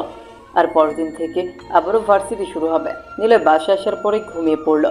পরদিন সকালবেলা ঘুম থেকে উঠে যথারীতি ভার্সিটিতে চলে আসলো। আর ভার্সিটিতে আসার পরে তখন রাফি তাকে বলতে লাগলো, দোস্ত, তুই যে ছেলেটার ব্যাপারে খবর নিতে বলছিস, আমি ওই ছেলেটার ব্যাপারে খবর নিয়েছি। ওই ছেলেটা বড়লোক বাবার একমাত্র ছেলে। ওই ছেলেটা তাদের নিজের ব্যবসা আছে আর এই কারণে খুবই বিলাসবহুল জীবনযাপন করে। তবে তুই চাইলে আমি তোকে এনে দিতে পারি। অবশ্যই তার সঙ্গে আমার খুবই তাড়াতাড়ি দেখা করা প্রয়োজন। ওই মানুষটার কারণে আমার আখি দিনের পর দিন মানসিকভাবে কষ্ট পাচ্ছে। ওর কষ্ট আমি একদম সহ্য করতে পারছি না। ওর সামনে গেলে আমার মনে হয় আমি ওর জন্য কোনো কিছু করতে পারলাম না। এখনো পর্যন্ত আমার নিজেকে অপরাধী মনে হয় যে মেয়েটা আমার উপর বিশ্বাস করে পুরো জীবনটা ছেড়ে দিয়েছেন, আর আমি অথচ তার জন্য কোনো কিছু করতে পারলাম না। এটা আমার কাছে মনে হয় আমি ব্যর্থ, মানে আমি তোকে বোঝাতে পারবো না। দোস্ত, আমাকে কোনো কিছু বোঝাতে হবে না। আমি সব কিছু বুঝতে পারছি তোর মনের অবস্থাটাও। তবে আমি তোর সঙ্গে আছি। আর ভার্সিটি শেষ করে ছেলেটাকে তুই পেয়ে যাবি। ছেলেটাকে আমি অলরেডি তুলে নিয়েছি বন্ধু বান্ধব মিলে। তুই কষ্ট পাবি আর এটা আমি কি করে সহ্য করবো বল? তুই আমার ছোটবেলার বন্ধু। নিলয় তখন রাফিকে শক্ত করে জড়িয়ে ধরলো, কারণ নিলয় ভাবতেও পারেনি যে রাফি এত তাড়াতাড়ি ছেলেটাকে তুলে নিয়ে আসবেন। আর তারপর দুজন মিলে গল্প করতে করতে ক্লাসে প্রবেশ করতে শুরু করলো। ক্লাসে প্রবেশ করার সময় দেখতে পারলো আখিকে। আর আখি নিলয়কে এভাবে খুশি দেখে মনে মনে বলতে লাগলো, বুঝতে পারলাম না এত খুশি খুশি দেখাচ্ছে কেন নিলয়কে। নিশ্চয়ই কোনো মেয়ের সঙ্গে কথা বলছে, আর মেয়ে কোনো কিছু বলেছে তার জন্যই এরকম মুচকি মুচকি হাসছে। দাঁড়াও বেটা, তুমি আগে বের হও, তারপরে দেখাচ্ছি। তখন আখির দিকে একবার তাকিয়ে আবারও ক্লাসে প্রবেশ করলাম। আর ক্লাসে প্রবেশ করার পরে পিছনের বেঞ্চে বসে পড়লো। আর পেছনের বেঞ্চে বসে সিয়ামের সঙ্গে গল্প করতে শুরু করলো। আর কিছুক্ষণ পরেই আখি ক্লাসে প্রবেশ করার পরে ক্লাসে মনোযোগ দিল। সে তো ক্লাসে মনোযোগ না দিয়ে আখিকে দেখাই ব্যস্ত রয়েছে। আর আখি ক্লাস শেষ করে বের হলো। আর নিলয় এবং রাফি বের হলো। আর তখন আখি নিলয়কে বলতে লাগলো, এইভাবে আমার দিকে ক্লাসের মধ্যে তাকিয়ে থাকার মানেটা কি? সবাই যদি আমাদের নিয়ে সন্দেহ করে তখন কি করবে? দেখো, ক্লাসের মধ্যে এইভাবে আমার দিকে একদম তাকিয়ে থাকবে না। বুঝতে পেরেছো আমি কি বললাম? আঁকি আমার বউকে দেখবো, তাতে তোমার কি? আমার যেটা মন চায় তুমি সেটা করো। আর ক্লাসের মধ্যে আমাকে এত প্রশ্ন করার মানেটা কি? তুমি বারবার আমাকে উল্টাপাল্টা প্রশ্ন করো, আর আমি উত্তর দিতে পারি না বলে তুমি আমাকে দাঁড় করিয়ে রাখো। আমাকে কষ্ট হয় না? আর তুমি কি মানুষ যে তোমার প্রিয় মানুষটার কষ্ট হচ্ছে আর তুমি অথচ মুখ বুজে সহ্য করছো? আমি তোমাকে দাঁড় করিয়ে রাখি কারণ হলো তুমি বারবার আমার দিকে তাকাও, আর সেই জন্য তুমি যেন আমার দিকে না তাকাও এটা বোঝানোর জন্য তোমাকে দাঁড় করিয়ে রাখি। কিন্তু তোমার এই অভ্যাস কখনোই পরিবর্তন হবে না। সে প্রথম দিন থেকে আমার দিকে তাকিয়ে থাকো। তুমি বুঝতে পারছো না কেন? ক্লাসের সবাই কি মনে করবে আমাকে? আমি তো এটা চাই যে ক্লাসের সবাই যেন, কারণ ক্লাসে সবাই জানতে পারলে আমার জন্যই ভালো হবে, তোমার জন্য ভালো হবে, কারণ সবাই তোমাকে অন্যভাবে সম্মান করবে। কেউ তোমাকে প্রপোজ করার সাহস পর্যন্ত পাবে না। অনেকেই তো তোমার দিকে তাকিয়ে থাকে, ওদেরকে কোনো কিছু বলো না কেন? আর এটা তো আমার সহ্য হয় না। তুমি কি মনে করো তোমার সঙ্গে আমি কখনো কোথাও পারবো? কখনোই পারবো না। যাও, সোজা বাসায় যাবে। বাসায় যাওয়ার পরে আমাকে কল দেবে। অন্য কোথাও যেন না যাওয়া হয়। আমি অফিস রুম থেকে ব্যাগ নিয়ে সোজা বাসায় যাব। এই বলে আখি চলে গেল। আর আখি চলে যাওয়ার পরে নিলয় এবং রাফি দুজনেই বাইকে করে সোজা চলে আসলো একটা পুরনো বাড়িতে। এই পুরনো বাড়িতে নেহালকে বেঁধে রাখা হয়েছে। আর নেহালকে বেঁধে রাখা হয়েছে। নিলয় তখন যাওয়ার পরে নেহালের মুখে পানি ছিটিয়ে দেয়, আর নেহাল জেগে ওঠে। আর জেগে ওঠার পরে তখন নিলয়কে বলতে লাগলো, কি ব্যাপার, কে তোরা? আর আমাকে এভাবে ধরে নিছিস কেন? যদি আমার কাছ থেকে টাকা নেওয়ার ইচ্ছে থাকতো তাহলে আমাকে এমনিতে বলতি, আমি এমনিতে দিয়ে দিতাম। আমাকে কিডন্যাপ করে নিয়ে আসা মানেটা কি? এই শালা, তোর এত টাকা পয়সা দেখে তোর কাছে আমি মনে করেছিস টাকার জন্য তোকে কিডন্যাপ করা হয়েছে? আমি তোকে টাকার জন্য কিডন্যাপ করে এখানে পর্যন্ত নিয়ে এসেছি। আমার বাপের যেটা আছে সেটা আলহামদুলিল্লাহ আমার এটা দিয়ে চলে যাবে। আমি যদি জীবনে কোনো কিছু নাও করি, তাহলে কেন আমাকে এখানে নিয়ে আসা হয়েছে? আমি সেটা উত্তর চাই। আর আমাকে এত মারা হয়েছে কেন? আমি কি তোমাদের সঙ্গে কি অন্যায় করেছি? তোমাদের সঙ্গে তো আমার কোনো শত্রুতা নেই। আর তোমরা তো দেখে মনে হচ্ছে তোমরা ভার্সিটিতে পড়াশোনা করো। এই তো আমাদের ব্যাপারে একটু হলেও ধারণা আছে তোর। হ্যাঁ, আমরা ভার্সিটিতে পড়ি, তবে তোর সঙ্গে তো আমাদের কোনো শত্রুতা নেই।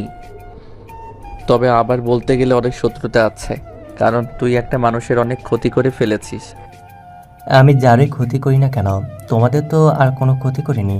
তাহলে আমাকে ছেড়ে দাও, না হলে কিন্তু এর ফল তোমরা বুঝতে পারবে। আমাকে ধরে আনার ফল এটা তো হাড়ে হাড়ে টের পাবে। আমি কি করতে পারি আমার সম্পর্কে কোনো আইডিয়া নেই। আমি যদি একটা ফোন দেই তাহলে তোমাদেরকে তোমাদের পরিবার সহ উঠে নিয়ে যাবে। এই শালা, তোর সাহস কত বড়? তুই আমাদের পরিবার নিয়ে কথা বলিস? আমাদের পরিবার নিয়ে চলে যাবি তুই?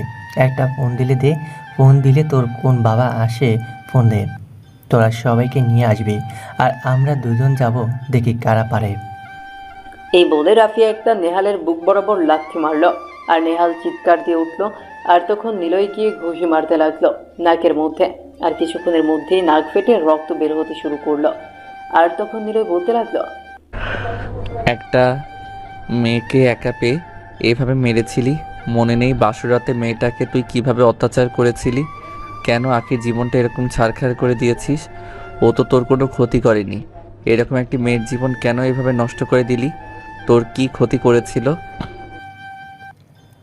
আসলে আকি আমার কোনো ক্ষতি করেনি, কারণ তার বাবা ছিল আমার পার্টনার। আর আমি প্রস্তাব দিয়েছিলাম তিশাকে ভালোবেসে বিয়ে করব। কিন্তু তার বাবা আমার বিষয় জেনে আমাকে বিয়ে দিতে রাজি হয়নি। তারপর অনেক ভয়ভীতি দেখিয়ে আমি আকিকে জোর করে বিয়ে করি। আর তারপর আমার ব্যাপারে সব কিছু পুলিশের কাছে বলে দিতে চেয়েছিল। তার জন্য আমি তার বাবাকে হত্যা করি। আর এরপর আমি তার ওপর প্রতিশোধ নেওয়ার জন্য অত্যাচার শুরু করে দেই। শেষ পর্যন্ত ও আমার কাছ থেকে পালিয়ে যায়। আমি এখনও তাকে খুঁজে বেড়াচ্ছি। তুই আখির কোনো ক্ষতি করতে পারবি না। যে পর্যন্ত আমি আছি, আমি আখির কোনো ক্ষতি হতে দেব না। আর যদি তুই ক্ষতি করার চেষ্টা করিস কখনো, তাহলে মেরে ফেলবো তোকে। মেরে ফেললে পুলিশ আমার কোনো কিছুই করতে পারবে না। শুধু জানতেই পারবে না তুই অপরাধী, তোকে তো এবার খবর করে ছাড়বো। আর নিজের হাতে তুলে নেওয়ার শিক্ষা আমার পরিবার আমাকে দেয়নি। দোস্ত আর কোনো কিছু করতে হবে না, যা ভিডিও করার ভিডিও করা। দোস্ত আর কোনো কিছু করতে হবে না, যা ভিডিও করার ভিডিও হয়ে গেছে। এখন ভিডিওটা ম্যাডামের কাছে পাঠিয়ে দিচ্ছি, আর ঈশা ম্যাডামের কাছে পাঠিয়ে দেওয়ার পরে আমি ওসি সাহেবের কাছে পাঠাচ্ছি। নিলয় তখন ওসি সাহেবের নাম্বারে কল দিল। ওসি সাহেব কিছুক্ষণ পরে কলটা রিসিভ করলেন, আর কলটা রিসিভ করার পরে এদিকে নিলয় তখন ওসি সাহেবকে সালাম দিল। আর সালাম দেওয়ার পরে ওসি সাহেব তখন নিলয়কে বলতে শুরু করলো। কী ব্যাপার নিলয়, তুমি আমাকে হঠাৎ করে কল দিয়েছো, কোনো সমস্যা হয়েছে নাকি? আর একটু আগে তো তুমি এটা কার ভিডিও পাঠিয়েছো, তুমি বুঝতে পারছো এটা? ওসি সাহেব, আপনি যে মেয়েটাকে প্রতিনিয়ত প্রতি মাসে হাজিরা নিচ্ছেন, ওই মেয়েটার ব্যাপারে আপনি কতটুকু খোঁজ নিয়েছেন, তদন্ত কতটুকু করেছেন? আপনি ওই নেহালকে ভয় পেয়ে কোনো কিছুই করেননি, ওই মেয়েটার কোনো উপকার করেননি। মেয়েটা আপনার কাছে অনেক সাহায্য চেয়েছিল, কিন্তু কোনো কিছুই করেননি। আমি বিষয়টা কমিশনার স্যারকে জানিয়েছি। আসলে নিলয়, জীবনের মায়া কার না আছে বলো তো? ওর ক্ষমতা বেশি, তার জন্যই ও অপরাধী, যেন ওকে কখনো ধরতে পারিনি। এমন কোনো প্রমাণও পাইনি আমি, কারণ ও অনেক বড় বড় লোকেদের সঙ্গে চলাফেরা করতো তখন, আর এখনও করে। আমি যদি তাকে প্রমাণ ছাড়া করি তাহলে আমার উপর কী হতে পারে সেটা তুমি খুব ভালো করেই বুঝতে পারছো। আমাকে নতুন করে বলে যাওয়ার কোনো কিছু নেই, তুমি নিজেও জানো। আর আমি এটাও জানি যে আখি নির্দোষ, আখির কোনো দোষ নেই। আমি সবই বুঝতে পারছি, কিন্তু আপনি যে কোনো অ্যাকশন নেননি সেটাই আমি অবাক হয়ে গেলাম। আপনি এতদিন পর্যন্ত সব কিছু জেনেও আপনি কোনো প্রকার কোনো কিছু করেননি, এমনকি তদন্ত পর্যন্ত করেননি যে মামলাটাকে আসলে মিথ্যা নাকি সত্যি। আমি সব কিছু বুঝতে পারছি, তোমাকে আর কোনো কিছু বলতে হবে না। যেহেতু নেহাল এখন সব কিছু নিজের মুখে স্বীকার করেছে, বাকি ব্যবস্থা আমি করছি। ওর ফাঁসির ব্যবস্থা করেই ছাড়বো। ও অনেক অনেক বড় অপরাধ করেছে, কতগুলো মেয়ের জীবন নষ্ট করেছে, সেটার কোনো হিসাব নেই। এই কথা বলার পরে নিলয় তখন কল কেটে দিল। কল কেটে দেওয়ার পরেই তখন আখি কল দেওয়ার পরে উপাস থেকে তখন নিলয়কে বলতে লাগলো। কেন শুধু শুধু এটা করতে গেলে? আমিও আগেই সন্দেহ করেছিলাম যে আমার বাবার খুনি একমাত্র নেহাল, আর আমি ভয়ে কোনো কিছু করিনি। ও যদি তোমার কোনো ক্ষতি করে, কি দরকার ছিল এসব বের করার? তুমি শুধু শুধু দেখো, নেহালকে আমি পুলিশের হাতে তুলে দিব। এখন পুলিশের গাড়ি চলে আসছে, তুমি চিন্তা করো না, ওর দৃষ্টান্তমূলক শাস্তি হবে। আমিও ওসি সাহেবের সঙ্গে কথা বলেছি। তখনই পুলিশের গাড়ি চলে আসলো। পুলিশের গাড়ি আসার পরে নেহালকে তুলে নিয়ে গেল। আর এদিকে নিলয় এবং রাফি দুজনেই তাদের বাসায় চলে গেল। নিলয়ের এদিকে বাসায় আসার পরে আখির সঙ্গে কথা বলতে লাগলো। এদিকে তখন আখি বলতে লাগলো নিলয়কে, সত্যি বলতে আমি একটু খুশি হয়েছি, যা তোমাকে বলে বোঝানো সম্ভব না। নিলয়, তুমি আমার বাবার খুনিকে পুলিশের হাতে ধরিয়ে দিয়েছো। আমি যে কতটা আজকে খুশি, মনে হচ্ছে আমার বুকের ওপর থেকে অনেক বড় একটা পাথর নেমে গেল। থাক, এখন আর এসব বিষয় নিয়ে কথা না বলাই ভালো। এসব বিষয়ে যত মনে হবে ততই আরও বেশি কষ্ট পাবে। এসব বিষয় বাদ দাও, আর এখন আমাদের ব্যাপার নিয়ে চিন্তা করো। ঠিক আছে, আমি এখন রাখছি। আর বিকেল 5টার দিকে তুমি পার্কে থাকবে, ওই জায়গায় আমি টিউশনি শেষ করে আসবো। কথা বলার পরে তখন নিলয় কল কেটে দেয়। নিলয় কল কেটে দেওয়ার পরে ফ্রেশ হয়ে খাবার খেয়ে নেয়। আর বিকেলবেলা নিলয় পার্কে চলে আসলো। আর কিছুক্ষণের মধ্যে আখি চলে আসলো। আর আখির সঙ্গে পার্কে সন্ধ্যা পর্যন্ত ঘোরাঘুরি করে সন্ধ্যাবেলা থেকে বাসায় পৌঁছে দেয়। আর এইভাবেই পার হয়ে গেল বেশ অনেকগুলো দিন। বেশ ভালোই চলছিল নিলয় এবং আখির খুনসুটে। আর কদিন পরেই খবর চলে আসবে নেহালের ফাঁসির অর্ডার চলে এসেছে। আর নেহালের যত কুকর্ম ছিল সকলেই সবকিছু খুঁজে বের করেছে। আর নেহাল নিজের মুখেই সবকিছু স্বীকার করেছে। আর এই কারণে আদালত তাকে ফাঁসির রায় দিয়েছে। আর এটা শুনে অনেক খুশি। তার বাবার খুনি তার জীবন যেভাবে নষ্ট করে দিয়েছে, সে তার কুকর্মের ফল ভোগ করতে পারবে এখন। আর এই কারণে আখি তখন নিলয়কে বলতে লাগলো, সত্যি বলতে নিলয়, তুমি যদি আমার লাইফে না থাকতে তাহলে কখনোই এটা সম্ভব হতো না। আমার কখনো ক্ষমতা ছিল না যে নেহালের বিরুদ্ধে গিয়ে আমি এসব কিছু করব। শুধুমাত্র তোমার কারণে আমি এগুলো নিজের চোখে দেখতে পারছি। আমার বিশ্বাস ছিল যে তুমি এগুলো পারবে। শুধু বলতে আমি অনেক খুশি। আমার কথা হলো, তুমি আমার কাছে এসে মন খারাপ করে থাকবে না। আমার দেখতে একদম ভালো লাগে না, আর তার জন্যই এই অবস্থা করেছেন। আর ও তোমার বাবার খুনি, কি করে পারতাম এগুলো সহ্য করতে। আর আর এমনিতেও নেহাল তেমন একটা ভালো মানুষ ছিল না। সে অনেক মেয়ের জীবন নষ্ট করেছেন। আমি নাগরিক হিসেবে এটা আমার কর্তব্য ছিল, অপরাধীকে পুলিশকে ধরিয়ে দেওয়া। এভাবে দুজনে মিলে কথা বলতে শুরু করলো, আর এভাবেই বেশ কিছুটা সময় পার হয়ে গেল। আর এদিকে নিলয় তার মাকে বলতে লাগলো আখির কথা, আর তখন তার মা তাকে বলতে লাগলো, ঠিক আছে, তুই যেহেতু এত কথা বলছিস, আর আমি তোর বাবাকে নিয়ে কালকে আখির মায়ের কাছে যাব, আর তোদের বিয়ের ব্যাপারে কথা বলবো। দেখ তুই আমাদের একমাত্র ছেলে, আর তোর পছন্দই আমার পছন্দ। মা, আমি ভালো করে জানতাম যে তুমি কখনো না করতে পারবে না। এই বিষয়টা আমি তোমার উপর আমার সম্পূর্ণ বিশ্বাস ছিল। তুমি আমার শ্রেষ্ঠ মা। হয়েছে, আমাকে আর বাম দিয়ে ভোলাতে হবে না। এবার যা, তাড়াতাড়ি করে ফ্রেশ হয়ে আয়। আর কথা বলে খুব তাড়াতাড়ি বিয়ের ব্যবস্থা করেছে তোদের দুজনেরই তো রাত জেগে কথা বলার অভ্যাস হয়ে গিয়েছে। কাল রাত 3টার সময় উঠে দেখি তুই কথা বলছিস, তোর বাবাও টের পেয়েছে। নিলয় আর লজ্জায় কথা বলতে পারলো না। নিলয় এখান থেকে চলে আসলো, আর পরদিন সকালবেলা নিলয়ের আম্মু এবং নিলয়ের বাবা আখির বাসায় চলে আসলো, আর আখির মায়ের সঙ্গে কথা বলতে লাগলো। আপা, আসলে নিলয় এবং আখি দুজন দুজনকে ভালোবাসে, তাই আমরাও চাই সে ভালোবাসা পূর্ণতা পাক। আসলে শুধু দুজন দুজনকে আলাদা করলে কেউই ভালো থাকতে পারবে না, আর না ভালো থাকতে পারবে নিলয়, না ভালো থাকতে পারবে আখি। তার চেয়ে ভালো দুজনকে মিলিয়ে দেওয়াটাই আমাদের জন্য ভালো হবে। তাতে ওরা দুজন সুখে থাকতে পারলেই আমাদের কোনো আপত্তি নেই। আমরা তো এইটাই চাই যে সন্তানটা সব সময় সুখে থাক। হ্যাঁ, আমিও কিছুটা শুনেছি আখির মুখে। আখি আমাকে বলেছিল, আর আমিও এটাই চাই যে আমার মেয়েটা এমন একটা বাড়িতে যাবে যে বাড়িতে গেলে নিজেদের মেয়ে মতো করে দেখবে। আর আমি মনে হয় সেই মানুষটাকে পেয়ে গেছি। আমার বিশ্বাস আপনি আমার মেয়েকে নিজের মেয়ের মতন করেই দেখবেন। আর যেহেতু নিলয় এবং আখি দুজন দুজনকে ভালোবাসে, তাতে আমার আর কোনো আপত্তি নেই, কারণ আমার মেয়েটা অনেক কষ্ট করেছে জীবনে। দেখুন, একটা কথা বললেই নয়, সেটা হলো আমরা আপনাদের কাছে কোনো কিছুই চাই না। আমরা শুধু আমাদের মেয়েটাকে আমাদের বাড়িতে নিয়ে যেতে চাই, এটা বলে রাখলাম। না হলে আপনি আবার ভাবতে পারেন যে আমরা কোনো কিছু চাইবো। আমরা শুধু মেয়েটাকে নিয়ে যেতে চাই। আমাদের মেয়েটা হলে পুরো বাড়িটা আবারও নতুন করে জেগে উঠবে। ঠিক আছে, তাহলে বিয়ের ডেট ফাইনাল করে ফেলেন। সামনের সপ্তাহে ওদের বিয়ে, কারণ দেরি করাটা ভালো হবে না। ইদানিং নাকি রাত জেগে কথা বলারও অভ্যেস হয়ে গেছে।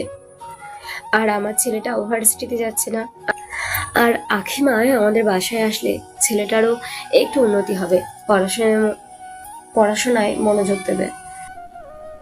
আর তখন আখি সবাইকে নাস্তা এনে দিল, আর নাস্তা এনে দেওয়ার পরে তখন ওরা নাস্তা খেয়ে আখির সঙ্গে কিছু কথা বলে সেখান থেকে চলে গেল।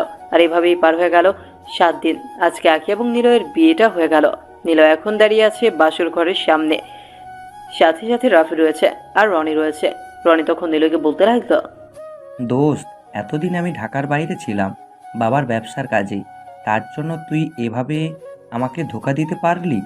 বলেছিলে আমরা 3 জন মিলে বিয়ে করব একই সঙ্গে একই দিনে, আর তুই আমাদেরকে ফেলে একা একা বিয়ে করে নিলি। দেখ ভাই, এটা কিন্তু ঠিক করলি না। আমাদেরও তো একটু হক আছে, তাই না? আর আমি অনেক কষ্ট করে অনেক কিছু করার পরে আমি আখিকে আমার করে পেয়েছি, আর তোরা আমার সঙ্গে ফাইজলামি করছিস। দেখ ভাই, আমি অনেক বেশি প্যারায় আছি। এখন আপাতত এসব বিষয় নিয়ে কথা বলতে চাই না। তুই গিয়ে ঘুমা, অনেক রাত হয়েছে, আর আমাকে একটু শান্তিতে ঘুমাতে দে প্লিজ ভাই, ভিতরে যাইতে দে। এটা কোনো কথা হলো? তুই কোনো টাকা পয়সা ছাড়া ভিতর যেতে পারবি কখনো? এটি টাকা পয়সা ছাড়া ভিতর যেতে পারবে না। আর ভিতরে আমাদের ম্যাডাম বসে আছে তোর জন্য। দেখ ভাই, ম্যাডাম কিন্তু অনেক সুন্দরী। আর আজকে কিন্তু যাই করেছি, খাট ভাঙবি না। কারণ যা করার ভালোই করি, কারণ এমনিতেই তোর খাট নড়ে বড়ে। কি বলছিস তুই এসব? তোর কি একটু ভয় নেই? তুই কাকে কি বলছিস? ও তোদের ম্যাডাম, তাই খুবই সাবধানে কথা বলিস। একটু পরে যখন বের হয়ে কান টেনে দেবে তখন তোর ভালো লাগবে। হ্যাঁ, ভার্সিটিতে গেলে ম্যাডাম হিসেবে সম্মান করব, কিন্তু বাসায় আসলে আমি ভাবি বউও বলতে পারি, কোনো সমস্যা নেই। বন্ধুর বউ মানে আমাদের বউ, তাই না? রাফি, তুই একদম ঠিক কথা বলেছিস। বন্ধুর বউ মানে আমাদেরও বউ, তাই আমাদের আগে অধিকার, তারপরে তোর অধিকার। যদি তুই টাকা পয়সা দিয়ে মিটমাট করতে চাস তাহলে আমাদের কোনো আপত্তি নেই, আমরা না হয় টাকা নিয়ে চলে যাব। ভাই আমাকে ভিতরে যাইতে দে, আমার কাছে এখন কোনো টাকা নাই। সত্যি, পকেটে থাকা এমনিতেই আমার অনেক টাকা পয়সা খরচ হয়ে গেছে। বাবা আমাকে কোনো টাকা দেয়নি, বাবা শুধুমাত্র মার্কেট করে দিয়েছে আর কোনো কিছুই করে দেয়নি।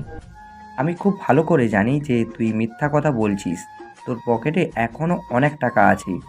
আমি কি মনে করেছি জানি না, আমি সব কিছু দেখেছি। আঙ্কেল তোকে 50,000 টাকার বান্ডিল দিয়েছে, আর তার মধ্যে তুই 20,000 টাকা মাত্র খরচ করেছিস, আর বাকি টাকা তোর কাছে আছে। তুই যে কিপটা, তুই তোর নিজের বিয়েতেও মন খুলে মার্কেট পর্যন্ত করলি না, তোকে আমাদের ভালো করেই জানা আছে। আচ্ছা যাই, কিছু হয়েছে, এখন তোদের দাবি কত? আমি তোদেরকে 500 টাকা দেই, তোরা এখান থেকে চলে যা। আমার এছাড়া আর কোনো টাকা নেই। 500 টাকার মধ্যে যদি মিটমাট করতে পারি তাহলে বল। আমাকে কি পাগলা কুত্তা কামড়েছে যে তোর জন্য আমি 500 টাকা মেনে নেব? ঠিক আছে ভাই, এই নিয়ে 2000। তবু ভাই এখান থেকে যা, আর আমাকে শান্তিতে ভিতরে যাইতে দে ভাই। কতদিনের ভালোবাসা জমানো আছে বুকের মাঝে। তারপরে নিলয় 2,000 টাকা দেওয়ার পরে ভেতরে প্রবেশ করলো। আর ভেতরে প্রবেশ করার পরে দরজা লাগিয়ে দিল, আর দরজা লক করে তখন সামনের দিকে এগিয়ে যেতে শুরু করলো। তখনই দেখতে পারলো বিছানায় বই নিয়ে বসে আছে আঁকে। আর এটা দেখে নিলয়ের চোখ কপালে উঠে গেছে। আর নিলয় তখন বলতে লাগলো, কি ব্যাপার, তুমি বেনারসি পরে শাড়ি পরে তুমি বিছানার মধ্যে বই নিয়ে বসে আছো? বা কার জন্যে? আজকে তো আমাদের বাসর রাত। এটা বাসরাত তো কি হয়েছে? শোনো, বাবা মাকে বলে দিয়েছি যেন তোমাকে আমি ঠিক মতো পড়াই।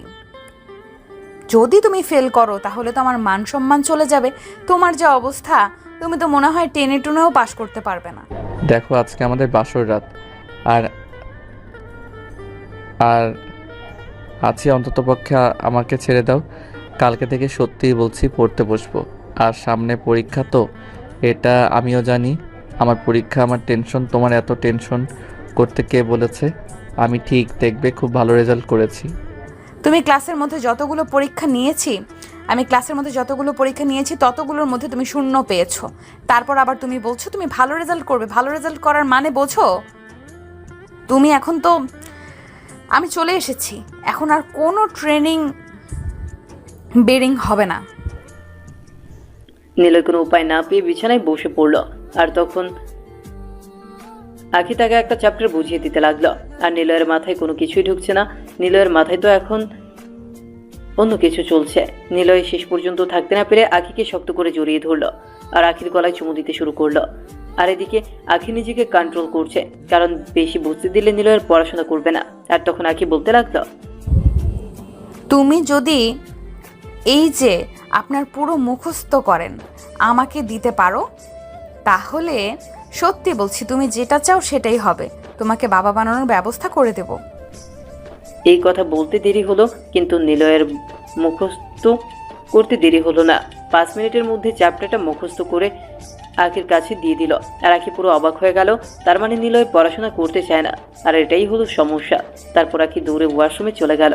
আর আঁকি ওয়াশরুমে চলে যাওয়ার পরে বাইরে থেকে নিলয় তখন বলতে লাগলো, তুমি বলেছিলে চ্যাপ্টার মুখস্থ বলতে পারলে আমি যা চাইবো তুমি তাই দেবে, কিন্তু এখন তুমি তোমার কথা না রেখে ওয়াশরুমে কেন চলে গেলে? নিলয় বিছানায় শুয়ে আঁকির জন্য অপেক্ষা করছিল। আর কিছুক্ষণ পরেই আঁকি কালো একটা শাড়ি পরে তার সামনে আসলো। আর নিলয় হাত টান দিয়ে তার উপর ফেলে দেয়। আর ফেলে দেওয়ার পরে তখন কানের কাছে গিয়ে বলতে লাগলো, কয়জনের ভাগ্য হয় যে এভাবে ম্যাডামকে বিয়ে করে ম্যাডামকে আদর করার, সত্যি বলতে আমার ভাগ্যটা সেরকম, কারণ আমি আমার ম্যাডামকে আদর করতে পারছি। আমার ম্যাডাম বউ বলে কথা। তোমার মতলব তো আমার কাছে মোটেও সুবিধার মনে হচ্ছে না। আমি বলছিলাম তুমি যা চাইবে তাই দিব, কিন্তু তুমি যা আমাকে চাইবে সেটা তো বুঝিনি। আমাকে চাওয়ার কোনো কথা ছিল না। আজকে তুমি আমাকে মানা করলেও আমাকে শোনাতে পারবে না। আমি আজকে তোমাকে আদর করব, মানে আদর করবই। আজকে কেউ কথা শুনবে না তোমার। কথা না শুনলে মায়ের দিতে পারবো, কারণ আমি তোমার ম্যাডাম, আর ম্যাডাম ছাত্রকে মারতেই পারে, কোনো সমস্যা নেই। এই কথা বলার পরে নিলয় তখন আখির গলায় চুমু দিতে শুরু করলো, আর আখিও চোখ বন্ধ করে ফেললো, কারণ আখিও নিজেকে আর ধরে রাখতে পারছে না। আখিও সঁপে দিয়েছে নিলয়ের কাছে। নিলয় আখির ঠোঁট জোড়া দখল করে নিল, আর প্রায় 5 মিনিট পরে ছেড়ে দিল। আর 5 মিনিট পরে ছেড়ে দেওয়ার পরে তখন আখি নিলয়কে বলতে লাগলো, এইভাবে কেউ কিস করে নাকি? আর একটু হলেই তো উপরে চলে যেতাম, মানে মাথা ঠিক থাকে না, তাই না? শোনো, আমার একটা ইচ্ছা আছে। ইচ্ছাটা হলো আমি খুব তাড়াতাড়ি তোমার সন্তানের মা হতে চাই, পুরো বাড়িটা আলোকিত করতে চাই। সেজন্য তো আপনাকে ম্যাডাম অনেক কষ্ট করতে হবে। আপনি কি কষ্ট করতে পারবেন? আর আমাকে অনেক বেশি বেশি আদায় করতে হবে। তুমি যদি আমার পাশে থাকো সব কষ্ট সহ্য করতে পারবো আমি। আর তোমাকে আদর করতে হবে কেন? তুমি নিজে আদর করতে পারো না? এখন তো আপনি সিনিয়র আমার থেকে, তাই সিনিয়র আগে শুরু করবে। আর এমনিতেও আমি পিচ্চি বাচ্চা ছেলে, আমি কি এসব কিছুর বুঝি? তাই নাকি স্যার? সেটা তো একটু আগে দেখতে পারলাম, আর একটু আগেই আমি অনেক প্রমাণ পেয়ে ফেলেছি আপনি কি পারেন আর কি না পারেন। সবটা তো আর প্রমাণ পাওনি, বাকি প্রমাণ এখন দিব। তুমি শুধু দেখতে থাকো আমি তোমার সঙ্গে কি কি করি। আখি তখন লজ্জা পেয়ে নিলয়ের বুকে মুখ লুকালো, আর নিলয় এবং আখি দুজনেই মিলে হারিয়ে গেল এক অজানা রাজ্যে। আর এইভাবেই না হোক চলতে থাকুক তাদের মিষ্টি ভালোবাসার গল্পটা। নিত্য নতুন ভালোবাসার গল্প পেতে আমাদের চ্যানেলটি এখনই সাবস্ক্রাইব করে পাশে থাকবেন।